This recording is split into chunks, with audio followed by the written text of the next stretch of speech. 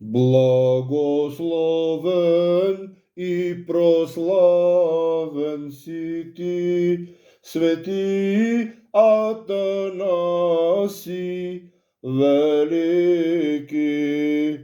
архиепископ Александрийски, и Твоето свето тяло, и Твоите свети икони, и Твоите свети храмове,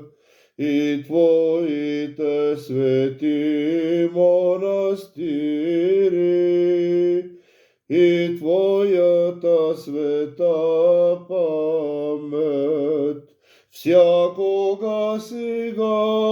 и завинаги и во веки веков.